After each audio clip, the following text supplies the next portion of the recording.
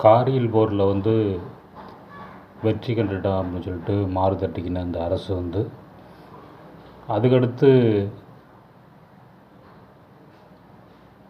புல்வாமா தாக்குதல் அதில் வந்து 40 பேர்கிட்ட இராணுவ வீரர்களை பறி கொடுத்தான்.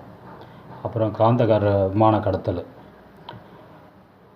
பெகல்காம் தாக்குதல், இப்படி ஒவ்வொரு தவறாக பண்ணிக்கிட்டு போயிட்டே இருக்கும்போது வந்து அந்த கல்வான் பள்ளத்தாக்கு தாக்குதல், சீனாவுடன் தாக்குதல் அதுவும் நடந்திருக்கு.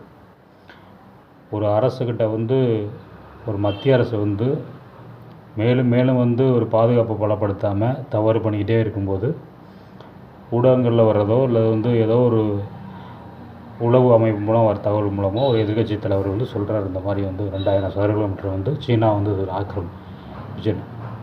உண்மையாகவே வந்து வெக்கமான ரோசம் உண்மையான இந்தியன் தான் ஆடாட்டாலும் தன் தசை ஆடுன்னு சொல்லுவாங்க.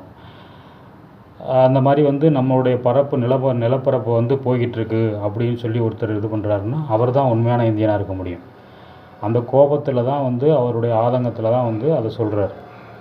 அப்படி இருக்கும்போது இத்தனை விஷயங்களில் வந்து ஒரு ஆட்சி அதிகாரம் இராணுவம் எல்லாம் கையில் இருந்தும் இத்தனை விஷயங்கள் கோட்டை விட்ட அரசை வந்து நடத்துகிறவங்க வந்து உண்மையான இந்தியனாக இருக்க முடியுமா?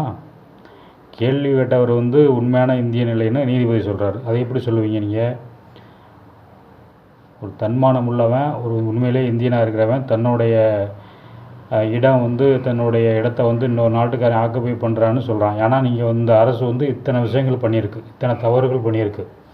கார்கில் போர்லேருந்து, புல்வாமா தாக்குதலேருந்து, அந்த காந்தகார விமான கடத்தலேருந்து, பெகல்காம் தாக்குதலேருந்து, கால்வான் பள்ளத்தாக்கு வந்து எல்லாமே இவங்க ஆட்சியிலே தான் நடந்திருக்கு. அப்போ ஒரு எதிர்கட்சி தலைவர் இருக்கிறவர் வந்து இந்த கோபத்தை வெளிப்படுத்துகிறார். அப்போ உண்மையாக வீரமாகவும் உண்மையான இந்தியனாக இருக்கக்காண்டி தான் அதை சொல்கிறார். நீங்கள் உண்மையிலேயே இந்த ஆட்சியாளர்கள் உண்மையான இந்தியனாக இருந்தால் பாதுகாப்பை பலப்படுத்தணும், உளவு பலப்படுத்தணும், மக்களை பாதுகாக்கணும். அதைத்தான் நீதிபதி வந்து கேள்வி கேட்கணும். என்னையா ஆட்சி பண்ணுறீங்க, உண்மையான இந்தியனாக இருந்தால் எனக்கு இப்படிலாம் பண்ணுவீங்களையா அப்படின்னு சொல்லிட்டு. யாருக்காகவோ ஆட்சி நடத்துகிற பினாமி அரசு தானே இது. உண்மையிலேயே நீதிபதி வந்து தீர்ப்பு சொல்லுங்கள், அதை சொல்லுங்கள். இந்த அளவுக்குலாம் விமர்சிக்கக்கூடிய தகுதி கிடையாது.